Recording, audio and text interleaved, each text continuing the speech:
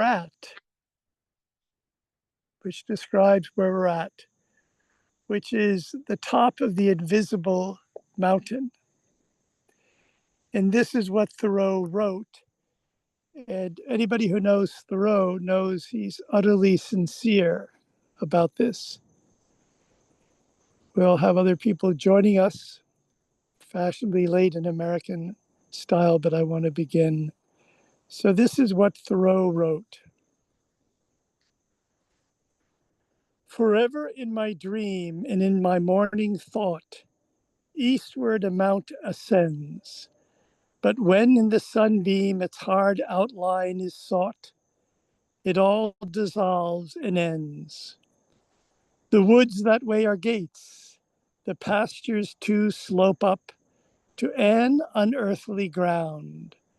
But when I ask my mates to take the staff and cup, it can no more be found. Perhaps I have no shoes fit for the lofty soil where my thoughts graze, no properly spun clues, nor well-strained midday oil, or must I mend my ways? It is a promised land which I've not yet earned. I've not made beginning with consecrated hand, nor have I ever learned to lay the underpinning. The mountain seeks by day, as do my lofty thoughts, because I'm not high-minded. If I could think always above these hills and warts, I should see it, though blinded. It is a spiral path within the pilgrim's soul, leads to this mountain brow. Commencing at his hearth, he climbs up to this goal. He knows not when nor how. Friends, I want to add to this and then invite comments. A reflection on today, which is Michaelmas, which is the autumn festival that calls to mind the archangel Michael, who didn't slay the dragon as his earthly image, St. George, does, but who puts the dragon in his place. Some speak of the archangel Michael as the countenance of Christ. There's a very deep connection with Mother Mary, who we know from the book of Revelations. And I want to offer 3 verses by a dear friend, I would say, of humankind, the founder of the Waldorf schools, of biodynamic agriculture, of the Camp Hill movement, a friend named Rudolf Steiner. This is a verse, I believe, from the Archangel Michael that came through him. There are 3 short verses. They begin in the morning. And I go down on my knees, which I'll do now, on my knee, and I say the first one. O Michael, to your protection, I commend myself. With your guidance, I unite myself with all my heart's power, that this day may become an image of your destiny, ordering will. And then the second verse for the midday. We must eradicate from the soul all fear and terror of what comes towards man out of the future. We must acquire serenity with all feelings and sensations about the future. We must look forward with absolute equanimity to everything that may come. And we must think only that whatever comes is given to us by a world direction full of wisdom. It is part of what we must learn in this age, namely to live out of pure trust, without any security in existence, trust in the ever-present help of the spiritual worlds. Truly nothing else will do if our courage is not to fail us. Let us discipline our will, and let us seek the awakening from within ourselves every morning and every evening. And so we come to the evening verse, short and to the point. I bear my sorrows into the setting sun. I lay all my worries into its shining lap. Purified in light, transformed in love, they, that is my sorrows and worries, will return, that is in the morning, as helping thoughts, as strength for deeds, rejoicing in sacrifice. Once again, without the planes from neighboring Hanscom Air Force Base, this is short, and I'll leave out the insertions. I bear my sorrows into the setting sun. I lay all my worries into its shining lap. Purified in light, transformed in love, they will return as helping thoughts, as strength for deeds, rejoicing in sacrifice.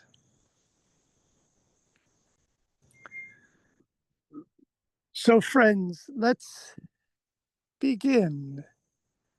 And I'd like to invite any comments to what's been shared, either Thoreau's opening poem, striving with unworthy footsteps to ascend this invisible mountain that accompanied him throughout his dreams, throughout his life, something calling him to lift his vision to the heights, or these words by friend Rudolf Steiner. So just, it's open. Anybody make comments, and then we'll go into the more formal part of the program, and people will been invited to say some words. So any comments? John, I suspect knowing you, you may have a thought or two. Yeah, if that's okay. I mean, you did tell me to behave myself. Not too much, John. Oh, okay, not too much. Good. So, Thoreau, along with Emerson, but in particular Thoreau, was always careful not to make the experience to describe the experience in conventional terms. So the way that he describes that means that you recognize, the top of the mountain is my higher or true self.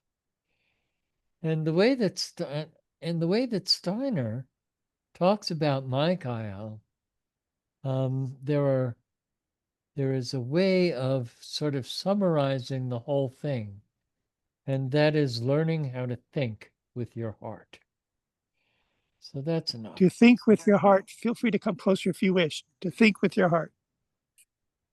Yeah, I mean, learning how to think with your heart. 65% of your heart cells are neurons like in the brain, and the culture never teaches us that we can think with our hearts.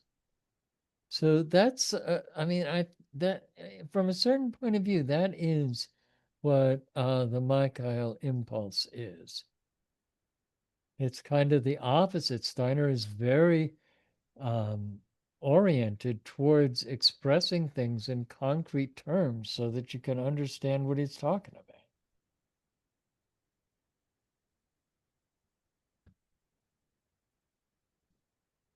I'm Anyway. holding the phone for Stuart. He's dealing with the law enforcement, so not the higher self.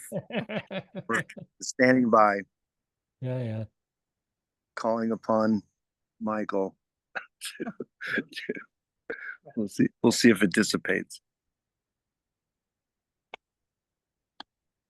There's a tradition, the traditional prayer of St. Michael. You say it at the end of every rosary, and it starts, St. Michael, defend us in battle. So it's like, Right. St. Michael here. I wonder if somebody called. All right, that worked out. There you go. Dennis, any comments? What do we do with the Archangel Michael? And then we'll ask Carmina. Well, I mean, I'm an old Catholic, and at the end of the Rosary, there's a traditional prayer to Saint Michael. Maybe I could say it. It's in old-fashioned language. I hope I can remember. Saint Michael the Archangel, defend us in battle, be our protection against the wickedness and snares of the devil. Rebuke him, O Lord, we humbly beseech thee. And by the power of something, by the power, I'm sorry, can't remember. It's a quick ending. Can't remember the rest of it. But anyway, so Saint Michael is a marvelous saint, and I think actually today was the feast of three angels: Saint Michael, Saint Raphael, and Saint what's the third? Gabriel, and so it is an angelic day. A good choice for your meeting. But those were dumped on later. Those were added later. So let's hear from Carmelo. Carmelo, can you hear us? Carmelo's in Gloucester. He is a center scholar. He's an older gentleman in his 88th or 89th year. Carmelo, can you hear us? And do you wish to offer any comments about Saint Michael in this day in which we gather?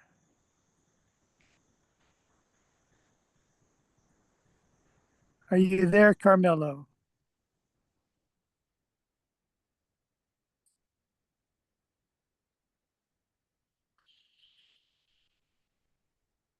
Well, perhaps not. So I'm going to do just go around. Everybody who's here is going to be invited to say some words.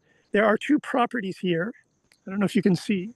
One here and one behind me to my left here for sale. And the good Lord willing, we will purchase these properties and eventually this third to make this a world covenant landmark, to renew the covenant with the heavens, to put it in really simple terms. The Pilgrims had 54 years of peace. It's not politically correct to say that with the native peoples they were destined to meet. They both had suffered deeply. The native peoples had been virtually destroyed by epidemics. So there were two vulnerable peoples who supported them for 54 years. Then the Puritans arrived, the mounting wave of puritanical souls who swapped their covenant with the Lord for the covenant of manifest destiny. And that began in this inland, the first inland community. So we are looking to refashion, to revive this covenant by reflecting on how we've treated the native peoples, our Black brothers and sisters, our Latin American brothers and sisters, and many, many others. I'd like to turn this phone to Dennis, and Dennis, ask if you could speak about your work. Dennis is a professor emeritus from Boston College and is the founder and was the director of the magazine for art and religion. And he's written a remarkable book about Shakespeare. Can you tell us about what was the point of that book? And then we'll invite those in the phone and around the circle to speak of their work. The book came out in 1922. I've been working on it for 20 years or so. It's about a Shakespeare who's remarkably relevant to our time. And I think of our time and your mission, Stuart, as directed at this, the state of the country, the state of our world here.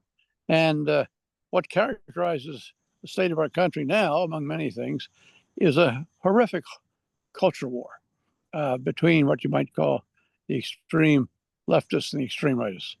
And our challenge is to somehow bridge the gap between those two extremes.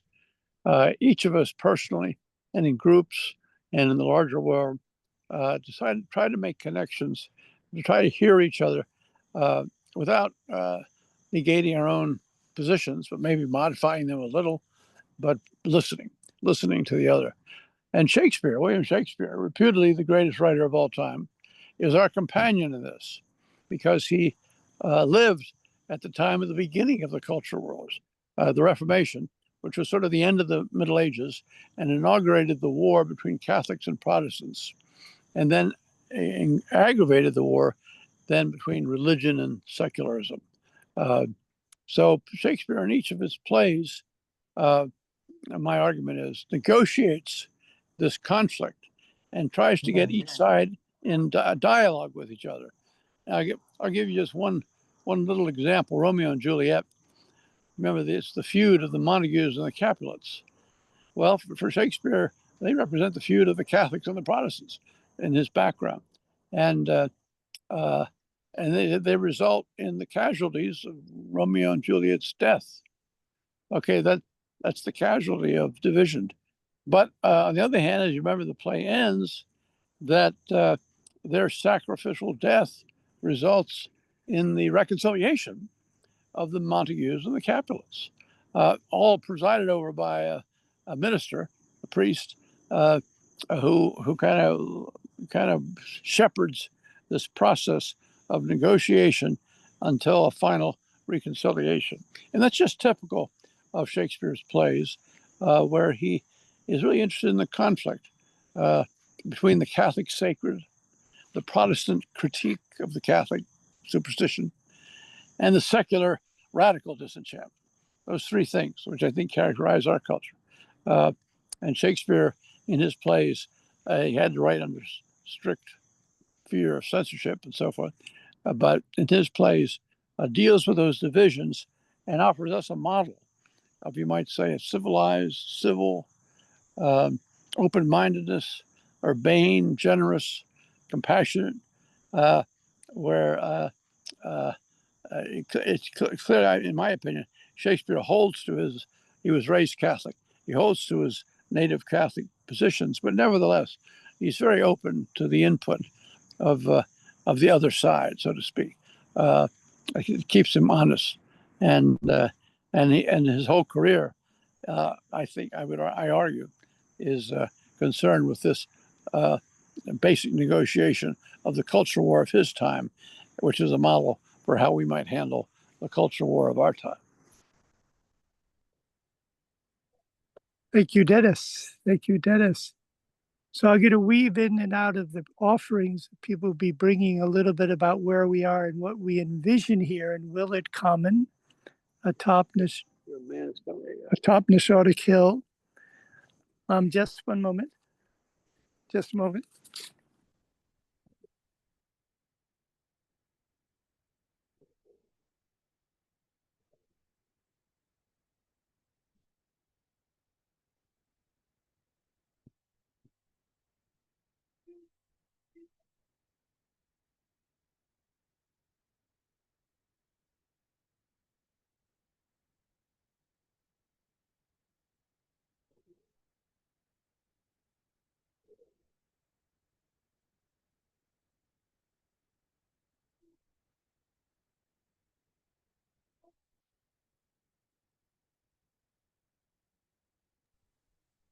So, does he know about the fireworks we're going to do at the end?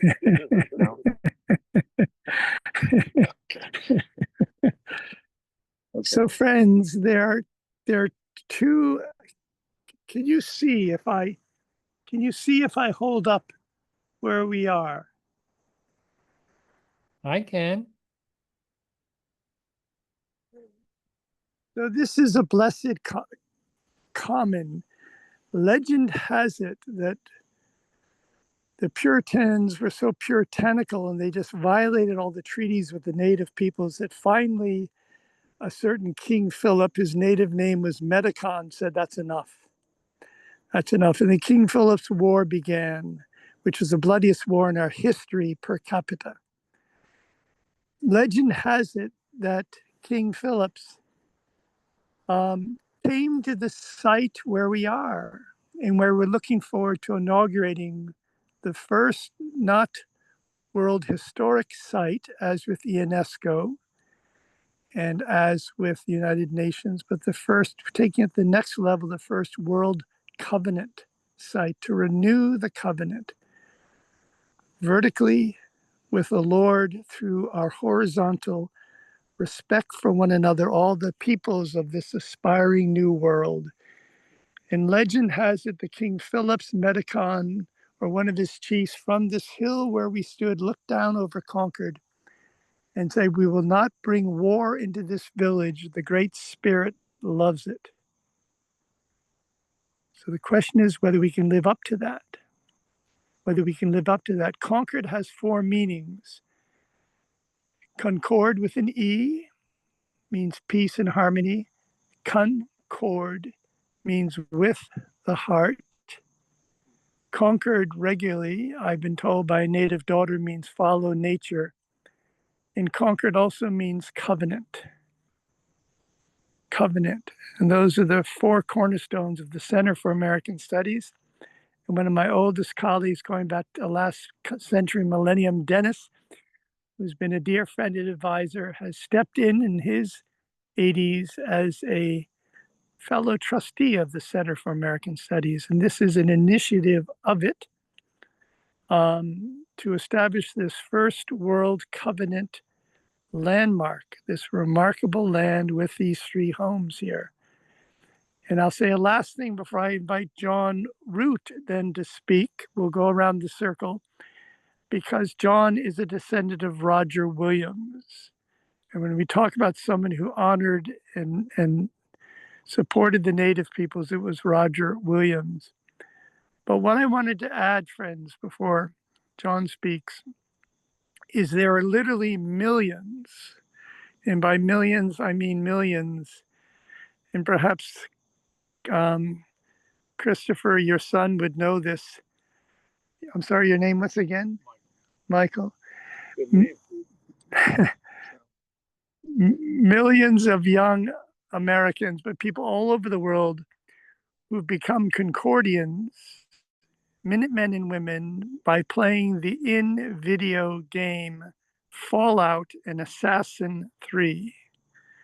And Fallout and Assassin 3 is about after the apocalypse.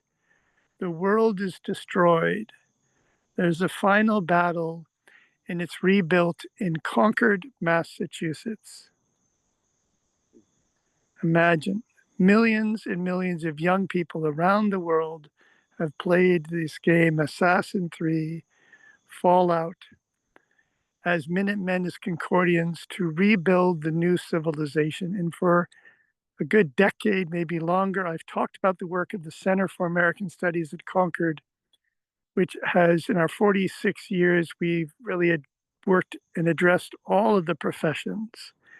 We have a solution for our infrastructure, how we rebuild our nation, solution for unemployment, a new world drama, a new ecumenism, Concordian economics. So we've entered into many, many different realms.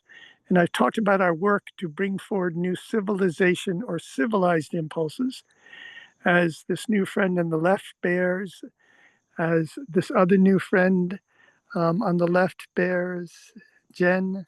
We'll hear about these impulses, or what we call Concordian initiatives. So, John, do you want to build on that and take maybe 10 minutes to, we've talked about three times the time that Lincoln took for his Gettysburg Address to get Okay. to the quick, the heart of the matter, So, and bring in Roger Williams. sure.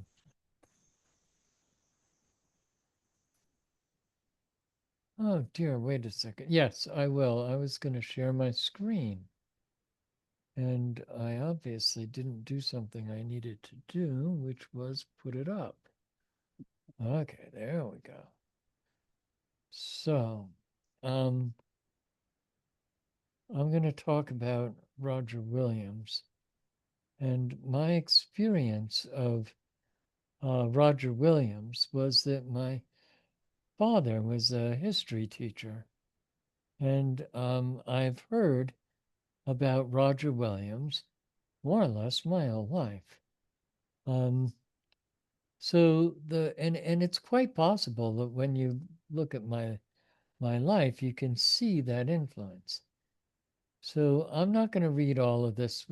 I just want to read some of it. But just so you know, he was born in 1603. He's from England. He comes to America. He is part of the Puritans. He becomes fed up with the Puritans. He starts questioning their beliefs. Salem bans him, banishes him. They hold a trial. He realizes that, and they're going to let him wait to be banished until after the winter, if he'll stop his. Well, let me just read you that little bit. If he'll stop his diverse, new, and dangerous opinions. So they ordered that he be banished. And the execution order was delayed because Williams was ill and winter was approaching. So he was allowed to stay temporarily, providing he ceased publicly teaching his opinions. He did not comply with this demand. And the sheriff came to throw him in jail, only to discover that he had slipped away 3 days earlier during a blizzard and walked 55 miles through deep snow from Salem to Raynham, Massachusetts, where, and this is very significant, where the local Wampanoags offered him shelter at their winter camp.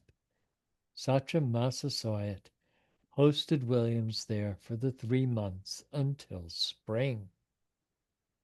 So they move on to Rumford, and Salem wants them to appreciate that they're still part of Massachusetts, and they better move on.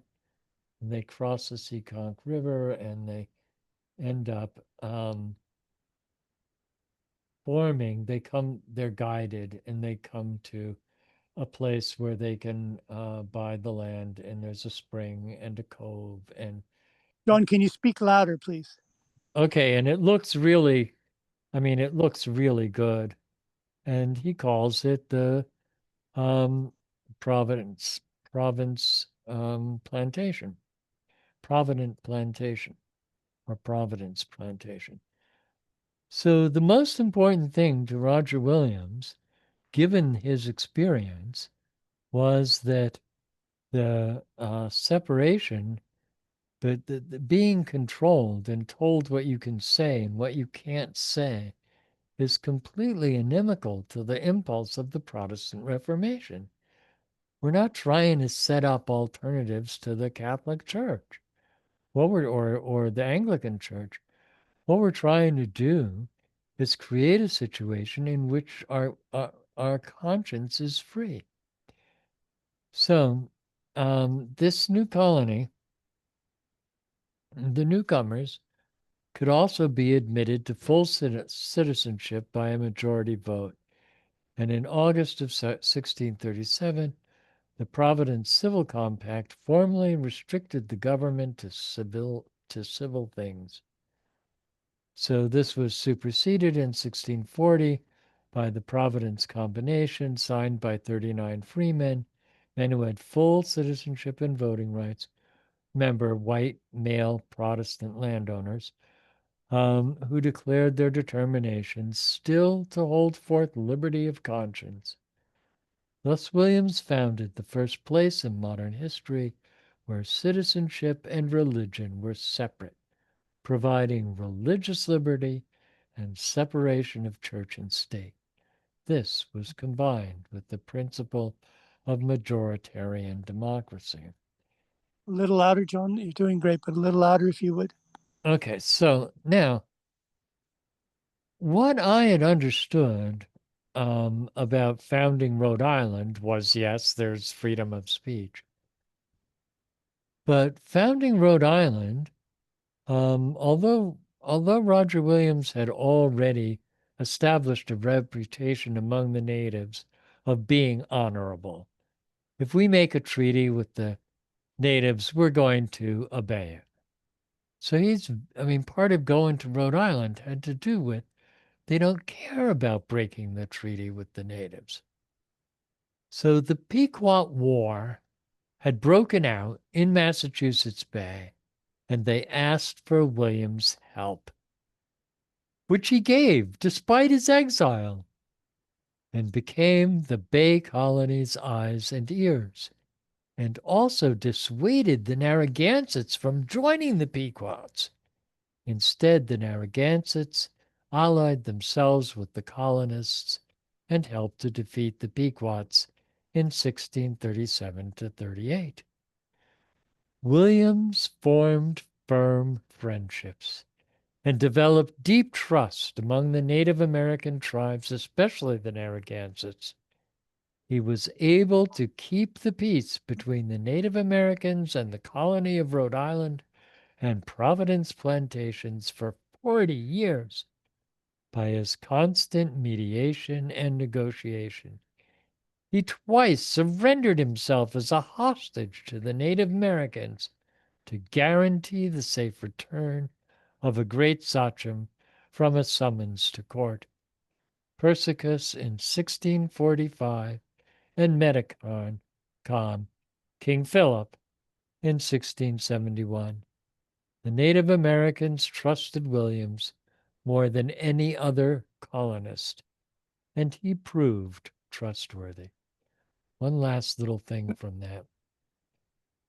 Then we got about 3 minutes. About 3 minutes, John, if that's okay. Right. Okay. So I'll skip that. But the point is that he actually learned to speak native, and he wrote a book and documented their language. So you never. This is me now. This is how Roger Williams influenced my life. You never change things by fighting the existing reality. To change something, build a new colony that makes the existing colonies obsolete. Or to build a new model that makes the existing model obsolete. And the other thing that Williams obviously did, when a complex system is far from equilibrium, the Pequot War, small islands of coherence in a sea of chaos have the capacity to shift the system to a higher order. And that's quantum physicist Ilya Prigogine, who knows what he's talking about. So the means, how you go about it, is what assures the end. What I want for myself, I want for everyone, and everyone wants for me what they want for themselves. So we absolutely have to respect the differences. The sovereign issues the currency to create the conditions in which the people live. So I believe it is the hidden sovereign behind the curtain of the monetary system that is creating the technocratic, transhumanist, tyrannical tiptoe about to become a tsunami of total control. So money measures value. I want everybody to remember that. Repeat it to yourself. It's why you can make value for value trades. To fund what we need and desire, we give the primary tool of the sovereign, which is money creation, to the sovereign individual in the form of the right to the capital their capacities warrant. So if we do that, we have the ideal path, the path to the ideal social future. We practice being sovereign and issuing the currency. So we ask, is the endeavor to be funded a good idea? Are there people committed to realizing it? Are they competent? Is it a good use of the built-in natural resources? When the answer to those questions is yes, we have described the value money measures. So we may issue the credit, the money, to accomplish it. And money is equity on our balance sheets. We'll keep track of the ongoing value. Amen. Amen. John, thank you. Thank you. I want to get us around the circle. I'm going to, on behalf of Mother Mary, I'm going to introduce Jen and Jen's impulse. And thank you, John. So this is a book entitled My Heart Shall Triumph. And I've never read a book 10 times, but I've read this book 10 times. And I've read it 10 times because it's like I'm talking with Mother Mary. Mother Mary, who's an intercessor, who's not here on her own behest, but acts on behalf of the Father and the Son. And I can't get through this book without being overcome by veils of tears. I appreciate it very much, Christopher, your reference to tears yesterday. And that's the best of us, the best of us. Mother Mary appeared, was it 3 times in Lourdes and 6 times in Fatima and in Guadalupe. She has been appearing, friends, as we speak, every single day since June 24th, 1981, to 6 visionaries from Medjugorje in the former Yugoslavia. 2 of them continuously, so multiply 365 days by 44 years, which I think, if my math is correct, brings us from 1981 to today, every single day, because she has a message for humankind. And I want to read you the beginning of this. And this takes us to water, to wells in the ancient world, and the new well we look forward to reviving in the village well in Concord. To my right is where the former reservoir was that provided water to the town that I used to conjure up frogs and turtles in, just beyond the van here. We're looking forward to reviving the village well, around which in the olden days miracles occurred. And I want to read you just the introduction to this book, and then share one event, and then invite Jen to speak of her work. The author writes, "My name is Mariana. I've experienced visions of Virgin Mary for more than 35 years. I cannot say it more directly than that. I understand that it might be difficult to imagine such a thing happening in modern times. Even to some believers, miracles are things of the past. But I doubt that anyone was more shocked than I when it all began. I did not even know that such things could take place, especially in Medjugorje, a small village in former Yugoslavia. You should know that I've been tested by doctors and scientists from all over the world, and they all agree on one thing: I am perfectly normal. I even have that in writing. So before you question my mental health, with a smile on my face, I simply ask, do you have an official document validating your sanity? I did not write this to persuade you to believe me.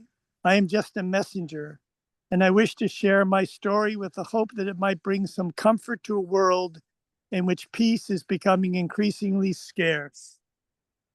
Saying that my life changed on the afternoon of June 24th, 1981 hardly conveys the gravity of what transpired. Until that day, I lived under the heavy hand of communism and stomached the many aggravations that went along with it. But the worst began after I and 5 other children experienced something extraordinary. What we saw radically changed us, our families, and millions of people around the world. But it also provoked the wrath of the Yugoslav regime. Fearing that my testimony was a threat to their rule, the communists declared me an enemy of the state when I was just 16 years old. Perhaps their fears were warranted, because I'd come to know something far greater than the communist government, far greater, in fact, than anything on earth. I'd come to know God's love. With that, and as a bridge to Jen and her work, in 1986, February, Marcos sent tanks and armored vehicles against the people of the Philippines because he was defeated in an election and he wasn't happy. But neither were the people. He had an old habit and a bad habit as a monarch. And so he didn't approve of the people's vote. And so he sent tanks and armored vehicles. And as they bore down on the people, and thousands witnesses, in person, and thousands witnessed it on television. As he bore down on the people, all of a sudden Mother Mary appeared, and she stood in front of the tanks and the soldiers, and she said, "Dear soldiers, stop. Do not proceed. Do not harm my children. I am the queen of this land." And that's what happened. They stopped.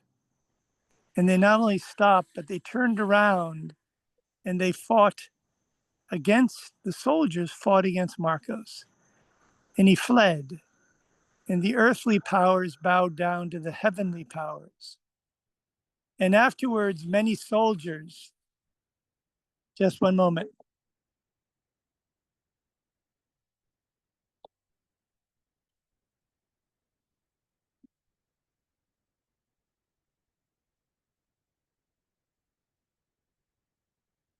Just a moment, I'm letting the plane go by.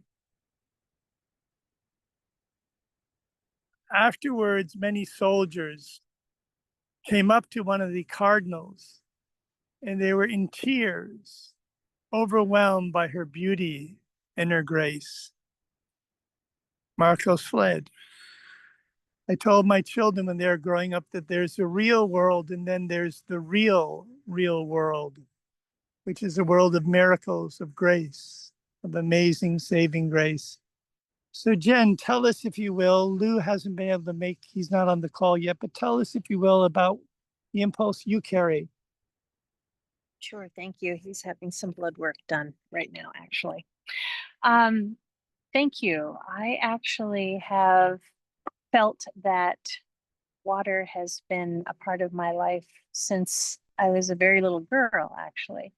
And then my father came to be involved with a water well drilling company. And when I began reading the books along with him, I was fascinated by it and decided to go on to continue my studies for geology and hydrogeology, and came back to take over running our family business and began becoming a fountain of information for people all around New England with problem water and ways to fix it.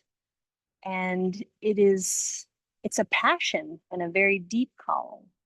And I was actually introduced to Lou in 2018 with a shared customer. And so when we met and we talked, I immediately felt as though there was something exceptionally special about what was going on, and something that had a calling long before going to school and having a company and doing these things. Like I feel like I was meant to be involved with this for longer than I even know how to imagine. But when Lewis and I began talking about the different ways, I had an ability to bring the technology he had come across and make it approachable for our everyday citizens to have an option that is healthy and inexpensive by all means, and provided by nature and able to be returned to nature. And the opportunity for that has been exponential. In fact, we still haven't found ways that we can't use it. But in doing this, we've been able to help our brothers and sisters, if you will, to clean up their waters, to clean up their soils, to clean up their bodies. And we are helping to make a movement to fix the earth and the waters and the heavens and the animals, to return it back to how it was, or better instead of worse, sometimes than we have inherited it. But it is truly an honor and a passion that I wake up every day and I say I wake expecting. I wake expecting great things and to be able to help people and do things. And as the day unfolds and something little or something great happen, it is so reinforcing to feel did something today, and I did something that I was called to do. And in that, I am allowed and provided each day to have a business that allows us to help clean up the water. So we take water sources and we clean up the contaminants out of it. We can do the same with the soils, which contribute to the waters. We have supplements that are helping to take contaminants, heavy metals, forever chemicals that have come from the heavens down into our waters and soils and in the clothes that we wear and the foods that we eat. We're helping to diminish what's going on and return people to the healthiest they can be right now as they live. And it is fascinating. And it is exceptionally rewarding. And I love every day when we hear more testimonials of how what we have done with something, especially to the water, that is so crucial, literally, to life. And our bodies are made up primarily of water. I mean, there are so many ways that it's undeniable, this gift we've been given and how it touches our lives, what we take for granted. And I feel so blessed to be doing what I'm doing. Thank you for the opportunity to talk about it. We'll also get to taste the water. Jen has it here. I'm sorry that those who are on the Zoom call can't be with us. May I, Chow and Jen, may I forward you the Zoom link because my phone, the battery's going down. And I'd like to be able to keep going with our colleagues. There are a good many people on this. So may I forward you, and perhaps Christopher, do you have the phone as well? I do. I forwarded you 3, so between... I have the other phone in the car. I can give you my number to forward to. Thank you. Okay, just 1 second, Sure. we're gonna make... Yeah. Do it. I am on the call. Oh, good. Okay, so hang on. We'll invite you to speak. Hang on 1 moment. Just 1 second. Thank you. Jennifer, for your email address again is, Are you going to send to my email address? yeah, the I link. won't be able to check I don't get email on my phone. Okay, I'm going to just text it. So can I give you my phone number to text it? I'll text it. So let's see if this is gonna work. Jen and Chow, can you see if you can get the Zoom link?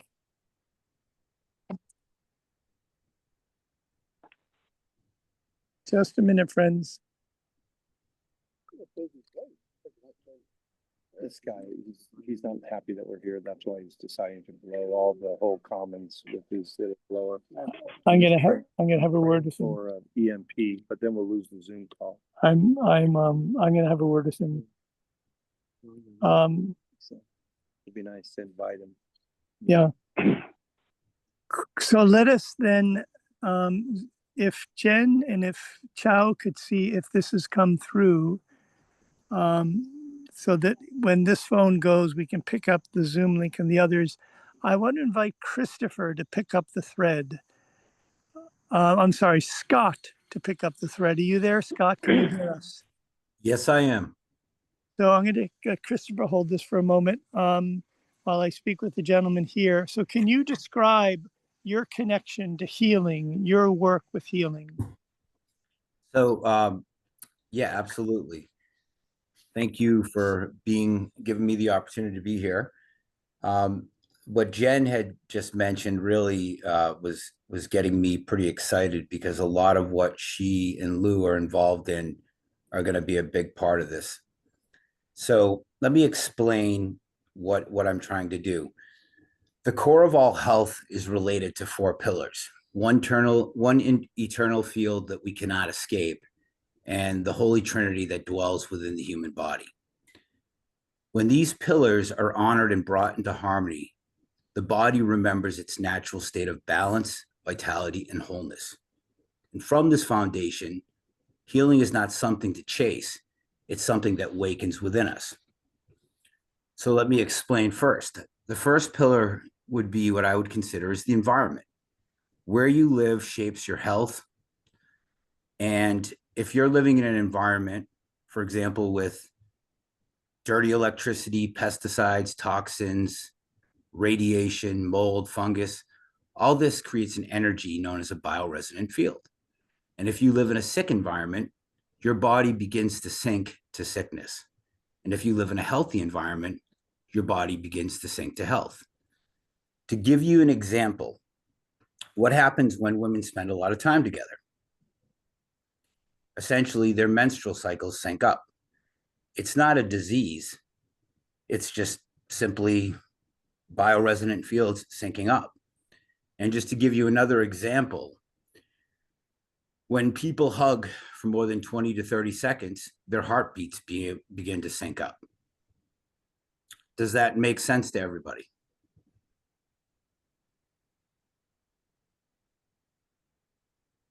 Go ahead.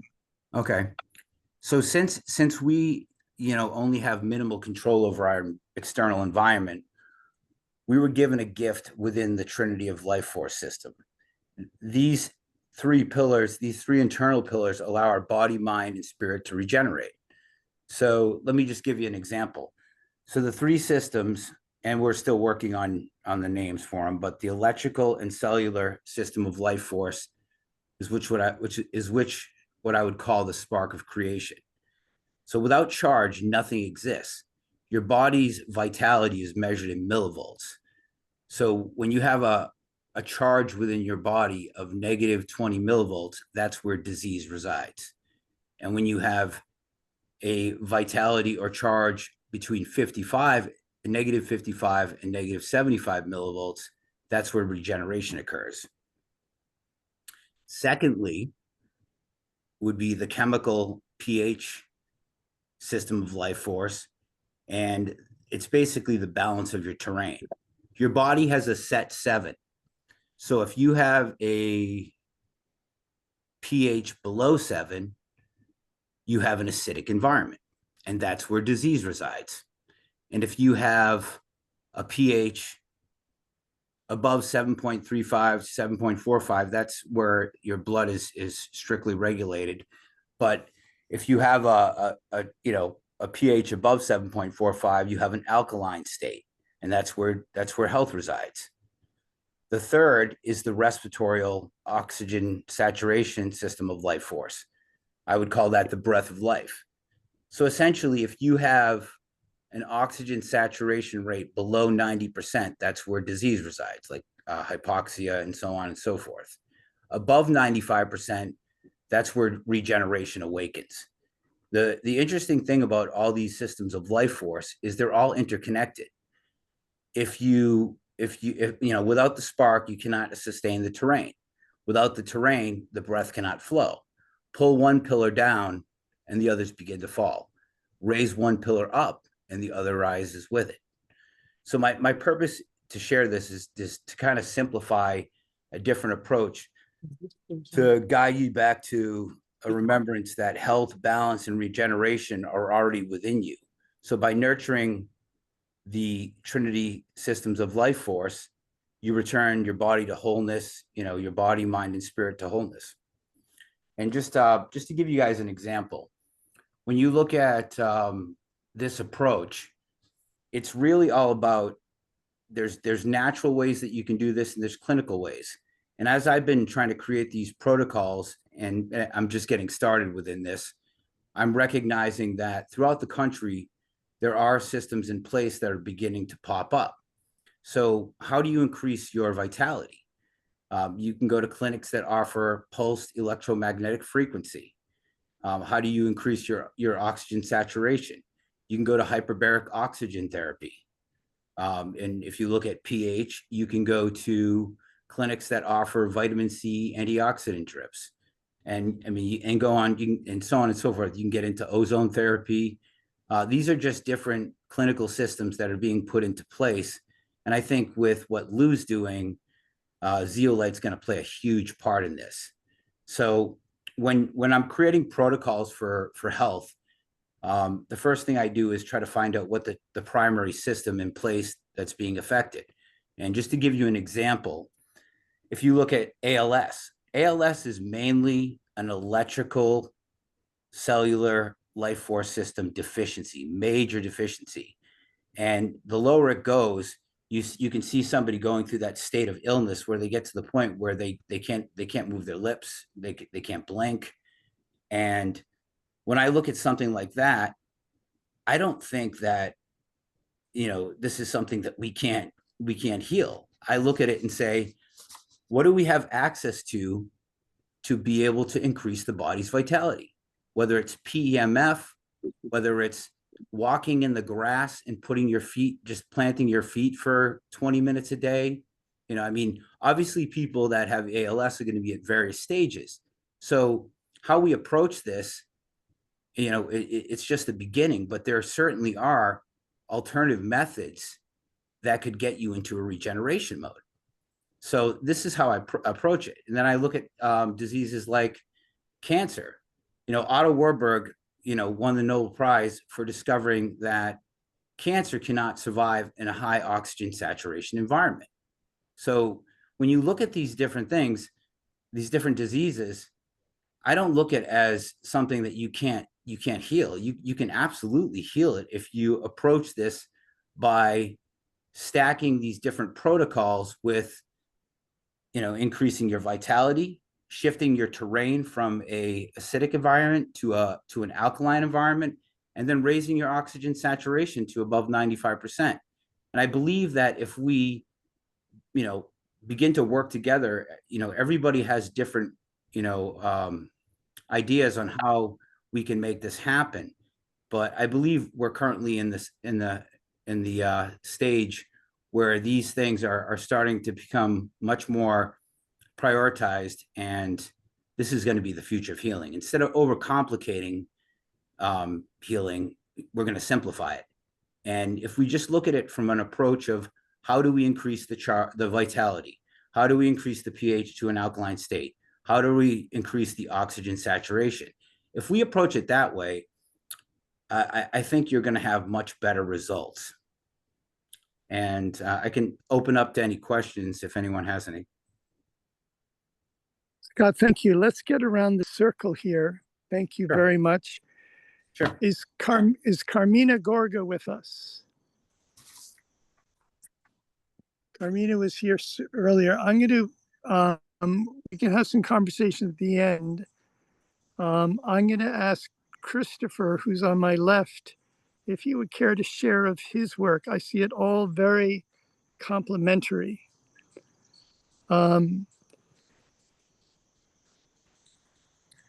Sure. Thanks, Stuart. I'm Christopher Gronsky.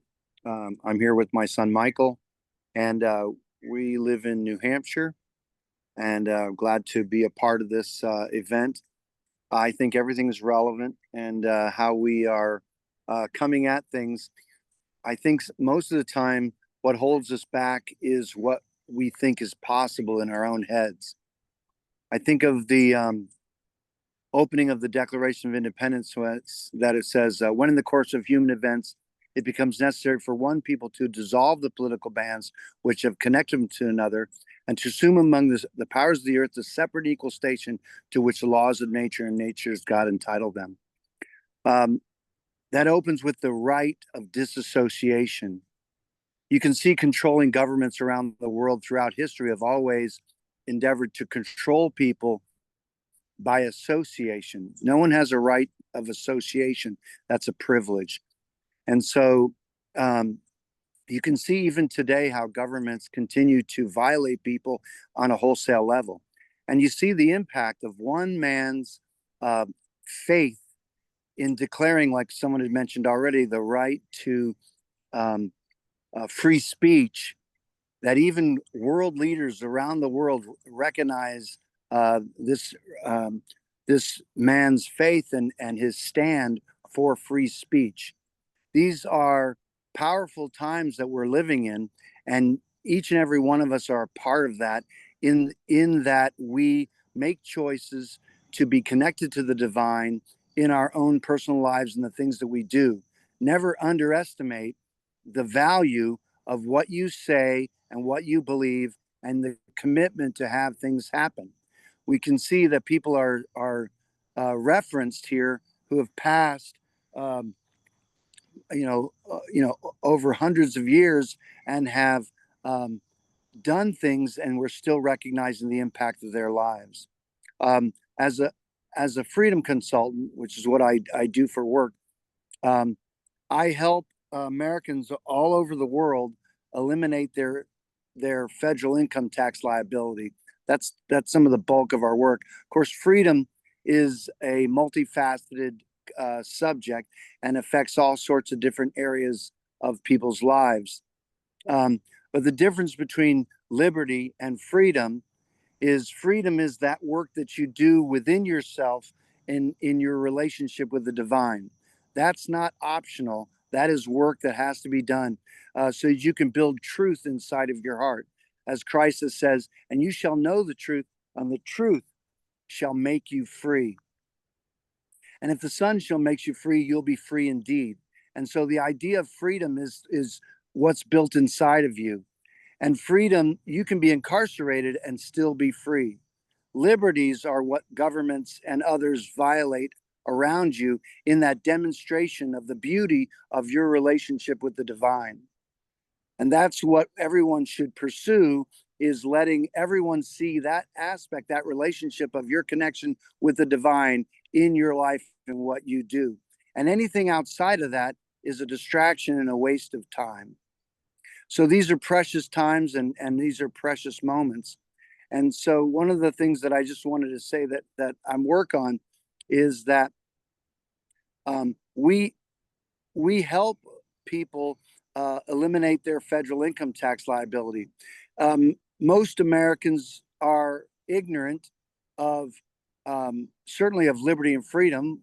Why is that? Well, because when you've invited your government to educate you, you're going to have exactly what we have today in this culture war, where young people have no idea of their roots, their history, who they are, or anything.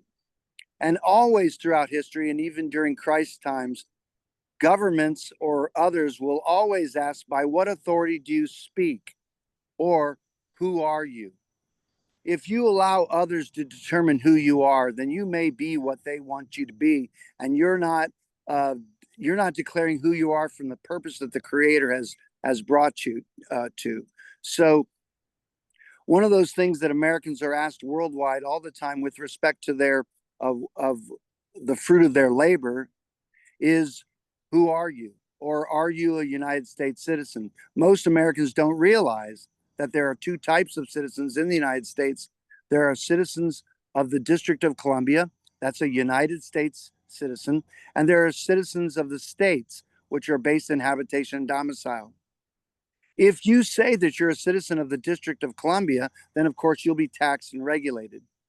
Now, it's interesting. I'm of the opinion, contrary to popular belief, I believe that the federal government is actually abiding by the Constitution, because the Constitution allows the federal government to do exactly what they do. And so in Article 1, Section 8, Clause 17, it gives the federal government exclusive legislation in all cases whatsoever in the District of Columbia.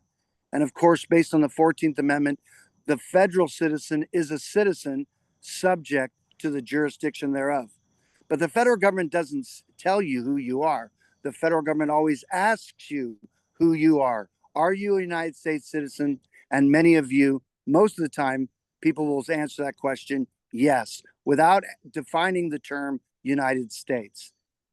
So what's amazing is that if the 13th Amendment that says slavery and involuntary servitude are illegal, if you will, in the states, they're not prohibited in the states, then either we're at war and we're incarcerated and we're held against our will with this involuntary servitude, or that tax, as the Supreme Court says, is an excise tax, which means that they're offering a privilege. And if they're giving these, as it says in the 14th Amendment, privileges and immunities, then when you say, yes, I am a citizen of the District of Columbia, all they can offer you is privileges and immunities, and therefore they can also tax and regulate you. So the idea is that either we're at war or they're abiding by the power the Constitution has given them, and we have a choice. Now, what I'm not saying is that taxation is voluntary or that you have a choice in taxation. All taxes, without exception, are collected under pain of death. Every tax is collected under pain of death. Just try not paying them and see if that's the case. So with respect to the federal income tax, the choice is, are you a citizen of the District of Columbia? Are you a citizen of the United States? Therefore, you're the one under penalty of perjury declaring that you're subject to that tax. We help Americans worldwide change that from being a federal citizen to being a state citizen by habitation domicile. We do that with a passport process with the U.S. State Department. I've been doing this for over 30 years. We don't have one client having trouble with IRS. The federal income tax doesn't go to run the government. As it says in the Grace Commission, it goes to the central bankers. So if you don't think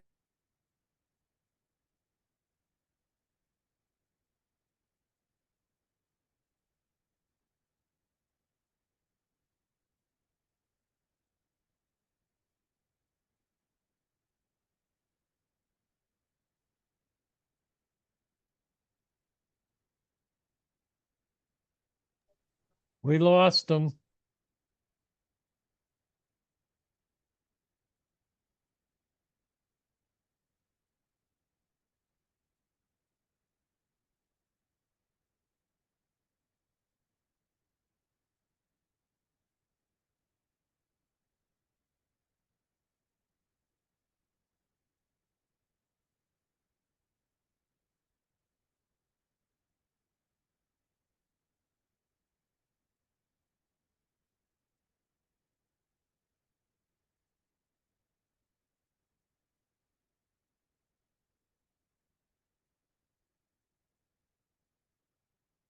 Is there someone there that can continue the call?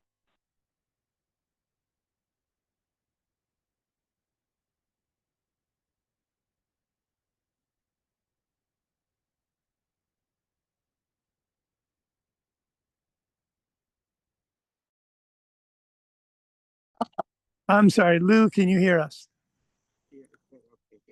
we can Can you hear us, Lou? always do another Zoom call. Can you hear us?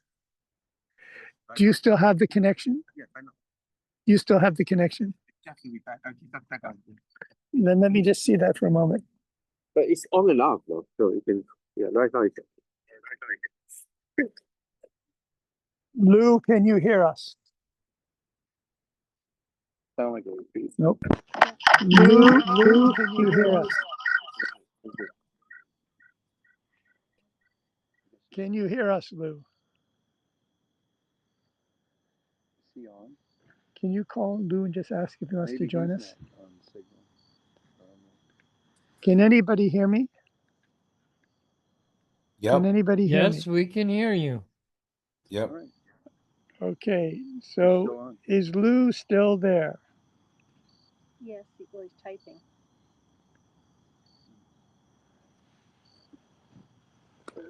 Chow, how do we get this on speaker so it's louder? How do we put on speaker? Speaker, it's mute, right? And this is louder. I already pushed to them. And this mute. Mute? Yeah, this is unmute, I think. Lou, can you hear us? It had dropped him, but he's trying to reconnect.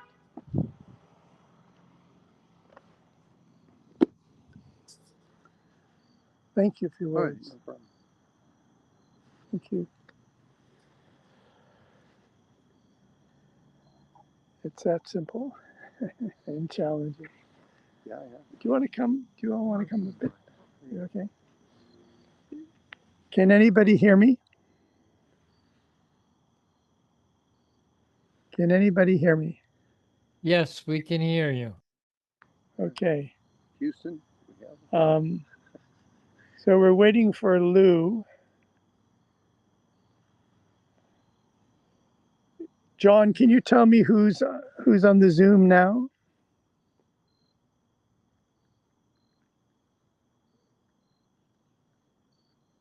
I don't hear you, John. You're mute.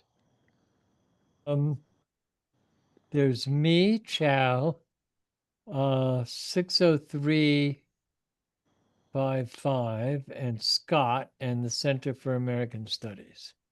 Okay, good. Good.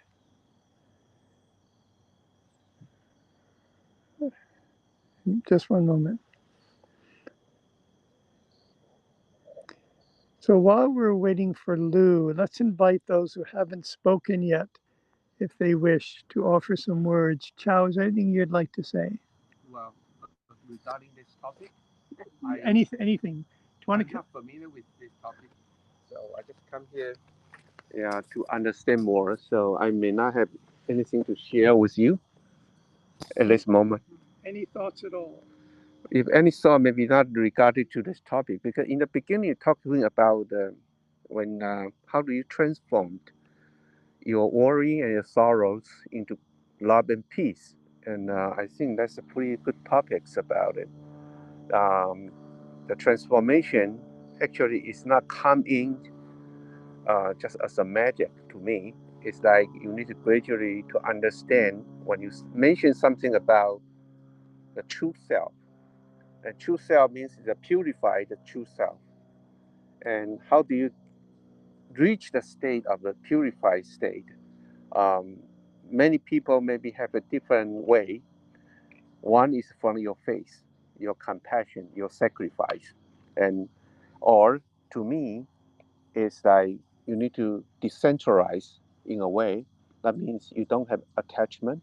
You are not self-centralized. That means you treat the other people as yourself, and you treat the environment, and you are the integral part. And that means a lot. And that means you mutually understand, embrace the people has a different opinions. So that's what I mean when you identify the true self and the purified mind that can transform you from the worry, from the conflict into the peace and with the love. So that's my point. Yeah. Any comments? No? Do we have Lou yet? Jen? I could say something to that. It's really important. John, let me get this on the speaker so people can hear you. Can you put on the loudspeaker? It's the loudest already. But there's generally a loudspeaker. I do not know. Do you know how to find? Are you good with these contraptions? Can you get on speaker so we can hear? I think it's the loudest it'll go. Is with that. Generally, there's actually a speaker as well. Some speakers are louder than others. I did not use that before, so I do not know. Maybe that's. Jen, did you get the connection? I didn't. I never got the link. So. No, I don't see any options. I think it's as it goes. I should have been here. John, you there? Yeah. Okay. So hang on. Let me just. Yeah. Go ahead, John. Okay. So all I wanted to say is that it's really important to have confidence that although we express it differently, I mean, Thoreau can express it one way, and Emerson another, and Lincoln another, and Chow another way, and the frequency guy and the electrical charge guy and the water person. Well, I mean, she talked about the calling. So the really important thing is to have confidence that John, this I'm is sorry. not. I'm the only one who can hear you because we haven't figured out how to find the speaker on this phone. Just one second. So this is the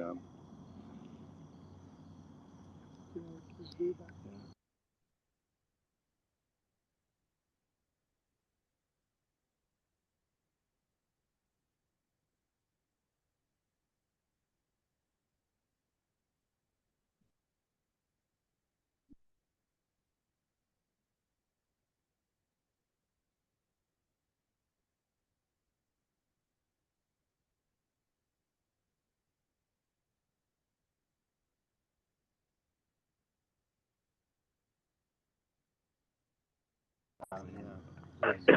Oh, I just wanted to see if that's oh, that's that side down there. Yeah. Well, that's all the way. Is that still them? All the phones have a speaker, and that's not on speaker. Right. It's not, but that's not using the phone. It's using.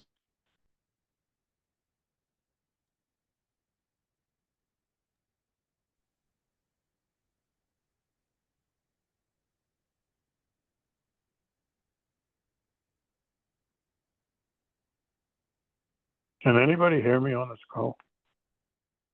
Yes, of course we can hear you. Okay, I've tried to speak up several times. Yes, we can hear you. Thank you.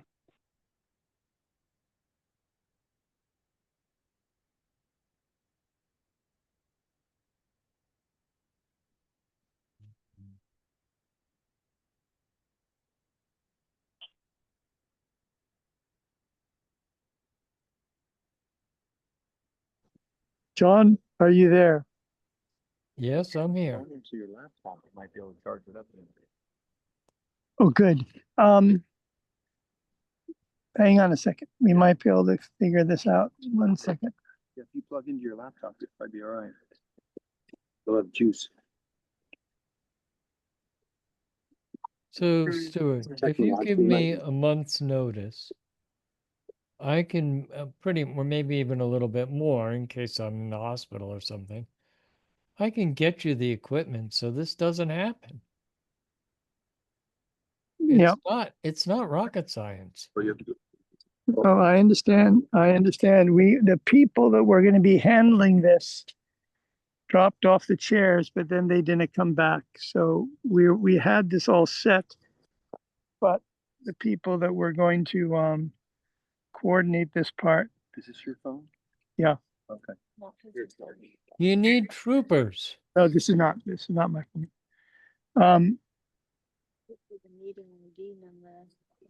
This is how you raise the volume on that phone. It says on there how to. No, I wouldn't know how to read. Tap the screen to bring up the I in-meeting mean, one of the controls. criteria for issuing money is the commitment. Find the. Tap the screen to bring up the in-meeting controls. And then try to find out. There's the voice.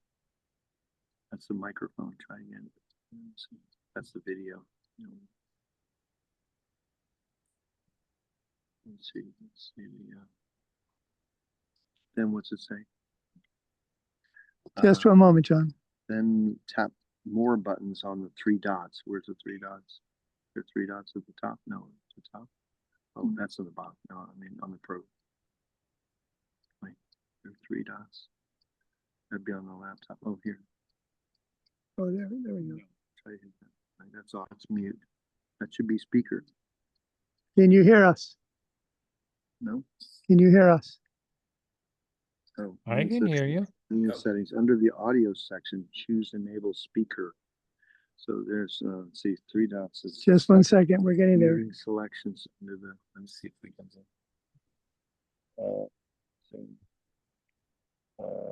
Chat.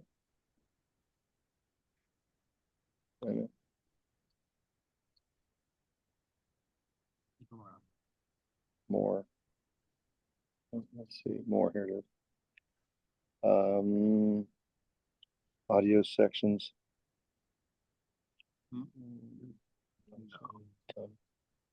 Must be. Try again. Let's see. More.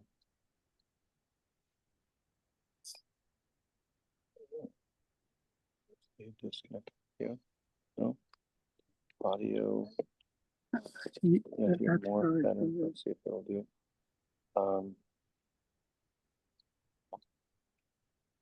Touch my appearance. No, I don't see that. No, I don't see that. And do you know if he was with us yet? He was. I am trying to do your email. No, that's. Oh. caption channel, meeting settings, apps, font setting, background, disconnect audio. No. No, that's all I can. Yeah, there was an audio settings, Michael, but I didn't see anything for speaker. Sorry about that. Recording in progress. So, you're back. We're back. Yeah. Steve, with us? We're back in business, so to speak. Is Lou with us? I'm here. Okay, I'm so here, sorry, sir. sorry for the technical difficulties. Lou, did you hear what Christopher said before about being a citizen of the United States, et cetera? did. And good. So maybe you can build both Yeah, on I can pick up. what Jen said and There's what a slight Christopher delay here. said. Stuart, Okay, there's a slight delay because of my location. okay. So you have to give me a little leeway. The floor is yours. Thank you. All right, thanks. My name is Lou Niles, and a little bit about myself, and then this will segue into exactly what Chris was talking about, and then go beyond that a little bit. In 2019, I corrected my political status, and I became a free man on the land. I have been recognized by the United States Treasury, the Internal Revenue Service, and the Uniform Commercial Code System, as well as the pre-1776 land court jurisdiction as the living man on the land and the living beneficiary of the trust. The trust being the CASC-KV, which was created through the usurpation of our birth certificates when we were born. There's a long way around the barn to talk about that particular aspect of that alone for now. I'm an American national. I'm not a U.S. citizen. I don't even consider myself a state citizen. I'm an American. My passport is corrected. I've served my driver's license, notified the Director of Motor Vehicles to remove me. Registered employee system, which is your state ID number. Your driver's is your employee identification number with the state. And that's why it's important to make that separation, and not just with the federal jurisdiction, but also with the state jurisdiction. I then created what is called Hopestone Christian Ministries Trust, which is a private, non-statutory, international common law ecclesiastical trust. I serve one God. You cannot serve two masters. You're either going to serve your creator or you're going to serve your state. I choose to serve the creator. So Hopestone came about as a culmination of a number of extremely attacks against myself by the corporate state for exposing a number of the evils that have been going on within my state for many years. One of the worst being the rampant discharge of PFAS and PFOS compounds at various state site facilities. And to give you some frame of reference what I'm talking about, the federal recommended lifetime exposure limit to PFAS and PFOS compounds, which are perfluoroalkyl substances, forever chemicals, is 70 parts per trillion. That's nearly undetectable, but even at 70 parts per trillion, that's higher than most other states allow. New Hampshire allows 70%. 70 parts per trillion. Most other states are either 10 or 20. It's a highly carcinogenic compound. It is a has a molecular chain of 6 carbon molecules, and we've gotten down now into what we call the Gen X set, which is 4 carbon molecules on the ring aperture. Where all of that becomes important is in the development of the technology that Jennifer roughly touched on when she began to speak.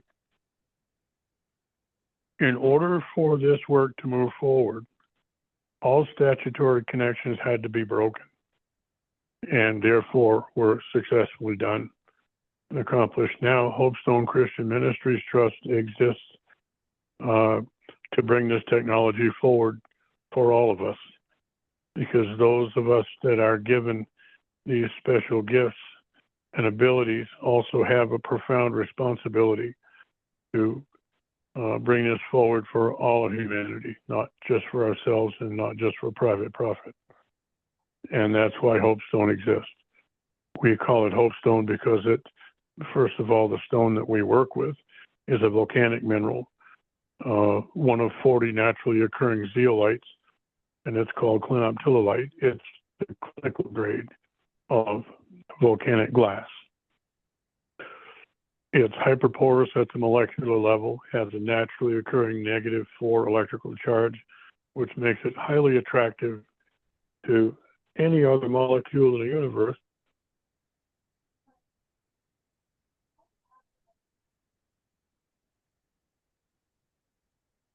We've lost you, Lou. Molecular structure.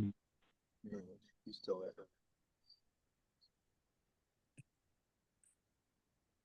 Secrets of this material on many different levels. I'm working on 5 distinct different market verticals, which all have humanitarian applications. In terms of reserves, we have roughly 200 million tons of the most pure clinoptilolite zeolite known to exist anywhere on Earth. We've had success with 8 different deadly cancers, and I have developed what is arguably the most perfect water filtration media in the world today. There is nothing that's more effective, and there's nothing that competes in terms of economic scalability. Renewability, well, it only takes 30 million years to make this stuff, but even after 30 million years, we're still number 1. The material has the unique capability of sorting and sequestering molecules based on 2 modes of operation. One is size exclusion, which means if a molecule cannot pass through the porous structure of the zeolite, it's wedged in there and bound forever. It can't be pushed back out. The other method is called ionic exchange, which is an electrostatic attraction that happens between positive and negative charges. So heavy metals and that sort of thing are going to have a natural affinity for the properties of clinoptilolite zeolite. Makes it ideal as a water filtration media. Some of the other areas that we're working in are food scarcity, world hunger, and malnutrition, because we make a dietary supplement that provides 100% of the daily required mineralization. This is really amazing stuff. Jennifer is the master distributor for our water filtration systems, and she and Sarah Jane and Lillian at the office produce the capsules that make up the supplements that we offer, everything from detox to curing cancer. It's really been an amazing journey. I have the only product in the world that was ever approved for the cleanup of the Deepwater Horizon spill in the Gulf of Mexico back in 2010. I'm also the only businessman who ever was invited to sit with a unified command at Houma, Louisiana, to demonstrate the ability of this material to perform these miracles, if you will. And they brought in a fish tank full of tar balls, oily sand, and sheet oil, thinking that they were somehow going to defeat the demonstration and do away with me. Out of the 120,000 products that were submitted for approval for this cleanup in the Gulf, my product, which we called Moleculock at the time because we locked up molecules, was the only successful product on the table. When I added the zeolite to that fish tank, destroyed their tar balls, ate their oil sheen, and destroyed their sheet oil, you could have heard their jaws drop on the table. At the table, and bear in mind, I was sponsored into this meeting by the governor of Louisiana at the time, because we had proven to not only the Coast Guard, the 5 departments of environmental services all around the Gulf, from Fort Walton Beach all the way to Galveston, Texas, our ability to do what we could do. We were actually ordered off the beach in Orange Beach, Alabama, because Halliburton and BP were claiming that we were actually stealing their property, which was the sheet oil and the tar balls that were destroying the beach environment down there. Absolutely incredible. We were the only company that was ever authorized to demonstrate by Halliburton's high interest technology team, what they call their HIT team. They were also present at that meeting, as were the engineers, the scientists, the assurance, the then director and co-director, deputy director of the federal EPA, Lisa DeHaven and Lisa Jackson. It is absolutely undeniable and irrefutable what this material can do. And I have over 15 years of third-party, independent, certified independent testing that provides the empirical evidence that I need to back up every claim I make. No one else in the world can do what I can do. And the major market verticals are the water filtration aspect, which is huge. Then we have the dietary supplement, which segues into the malnutrition, food scarcity and world hunger aspect. We're looking at creating food products that have the Zeomune blend mixed in and extruded as a rice product that looks, cooks, and tastes for all the world like real rice. If you didn't know what you were eating, you couldn't tell the difference. But it provides all of that nutrition and health benefits for third world and developing nations. It also has applications in high-end markets like Whole Foods and so on. Really runs the gamut. We're looking at producing nut flours, grain flours, pasta products, baked goods. One of the big projects that's on the table is making zeolite impregnated cookies for little kids who have been exposed to environmental radiation like Fukushima and Chernobyl. You can get kids to eat cookies till their heads fall off, but they wouldn't take a capsule if they had to. So there's a strategy behind that, and that led to the creation of meal replacement bars, not only for hikers and recreational people, but also for application in the food scarcity and world hunger and things, and as a dietary supplement for our military troops. We're working on a life straw type product, which would allow every soldier on the battlefield their own private source of the cleanest water you can get. I'm going to take just a minute to depart from that part of the conversation to say that the next closest competitor that we have is activated carbon. It's been around forever. It's burnt coconut shell and lignite coal. It biodegrades. which means that regardless of what is filtering out, eventually it's going to break down in the landfill and release what it's holding back to the environment. Its pore structure is approximately 3,500 angstroms. An angstrom is a lightweight form of measurement across extraordinarily small distances. By comparison, zeolite, the clinoptilolite that I work with, has the smallest pore structure of any mineral known, and that is 3 to 4 angstroms. So we're literally 3,500 times more effective at removing the smallest of particles down into the parts per trillion, which activated carbon can't even come close to.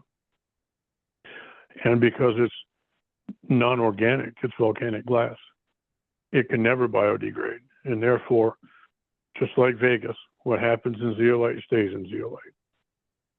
So we've developed soil remediation products that, when applied to within just a couple of seasons, will from migrating any.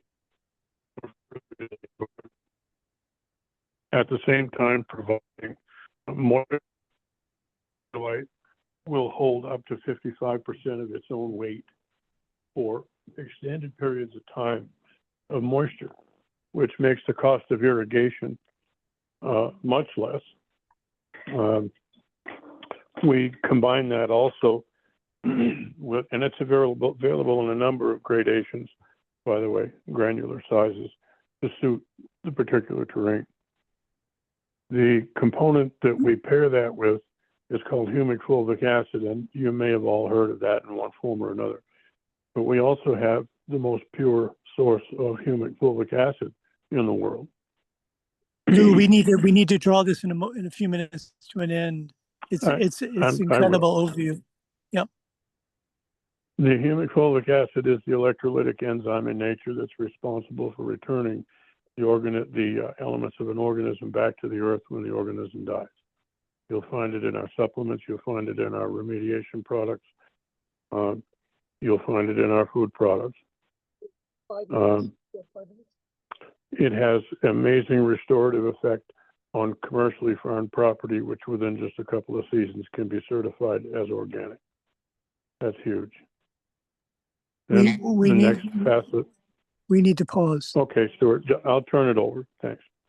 Yeah, thank you very, very much. So there are people here that need to depart, and I want us to conclude together, and then we can take up these threads. There's a lot here, but I want us to conclude together. And this was presented as an even song. And so I have a song to bring you and a gift. And I'm going to give this gift to those who are here.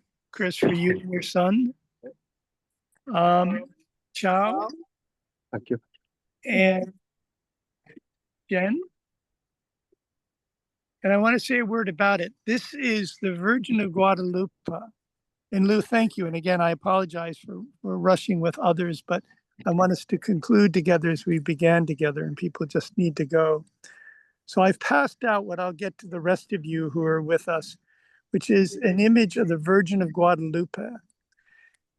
If we talk about the Americas, we can spell it A-M-E-R-I-C-A-S. We can also spell it A-M-E-R-I-C-A-S.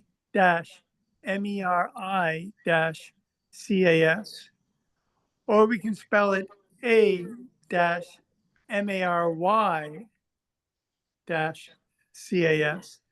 So Americas.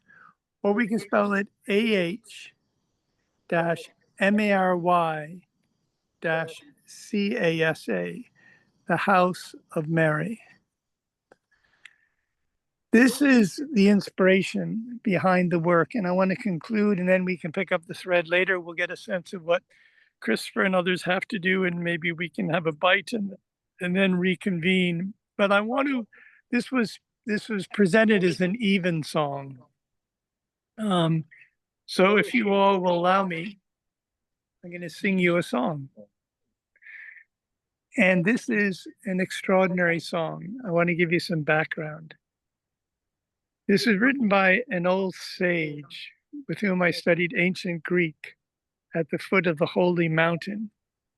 And it was only 45 years later I realized that Heiligenberg-Steigen, the little village near the Bodensee in southern Germany, where I was working as a house father in a village for handicapped, special needs and special ability children, that the name of this village was translated in English was the foot of the Holy Mountain.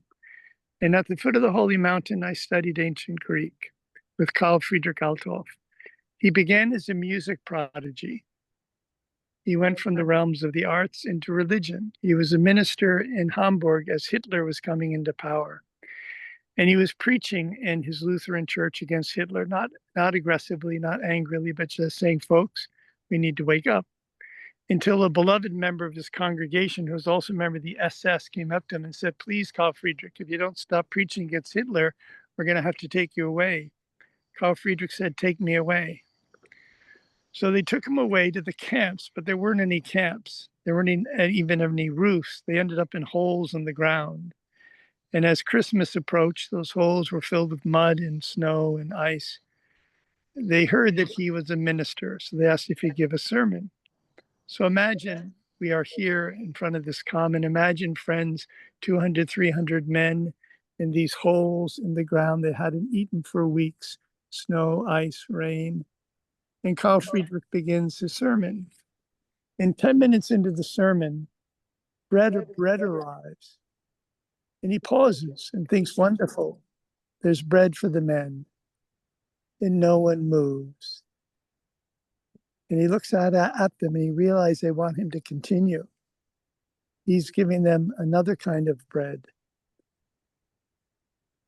Well, when he got out of the camps, he was in one of the cities in southern Germany, and the bombs were falling everywhere regularly.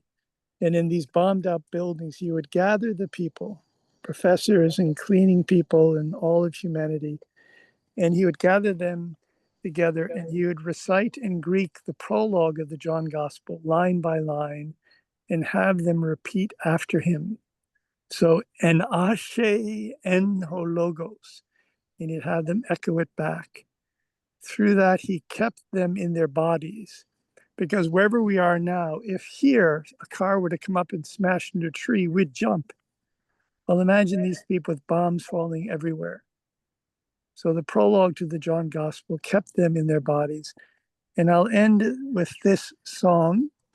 Perhaps in the future we can sing it together. There are 4 parts and it's an amazing piece. And I'll give those who wish copies. This was composed by Carl Friedrich, and it's sacramental because he went from the arts into religion, and then he wrote a book called Our Father, which was a study of the Lord's Prayer through his knowledge of 40 languages. He went in the realm of science, a Sprachwissenschaftler in German, a linguist. So this song that I'm about to sing, and we sung it here as the work began in Concord in the early 1980s, is an integration of art, religion, and science. So pardon my voice, but I'll give you the best that I can. And then we'll draw this to an ending and a new beginning. The words are ex Deo nascimur. Out of God we are born. In Christo morimur. This is the old Rosicrucian expression. In Christ we die. Per spiritum sanctum revivissimus. Through the Holy Spirit we're resurrected. And then Carl Friedrich speaks linguistically how the Amen encompasses all 3. The Amen encompasses all 3. And I'm just going to sing the tenor as best I can. And then we'll conclude this gathering. A first modest step towards perhaps turning this wonderful common and these homes around it into the first World Covenant landmark. Ex Deo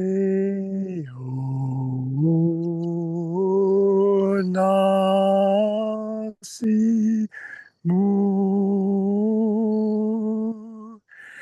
In Christo mori.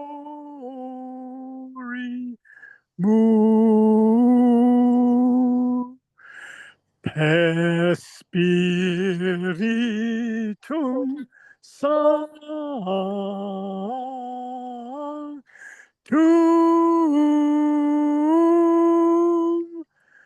revivissi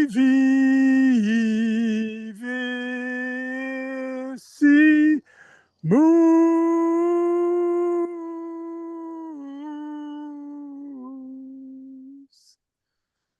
Amen.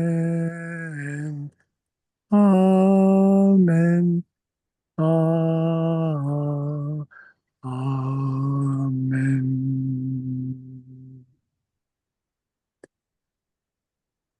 So thank you, one and all. It was a modest beginning, and such are seeds. They're modest. But thank you, each of you, for what you contributed. I'm grateful we can come together. And if there's any wish, hopefully hopefully I can give dinner to our guests here if they have the time. Perhaps Jen needs to be heading north, but we can also pick up threads this evening if people wish. So just email me if you'd like to take up any of the threads, if there are points that Christopher and others have raised that you would like to pick up, we can do that, I suspect. So thank you, one and all. Thank you, one and all.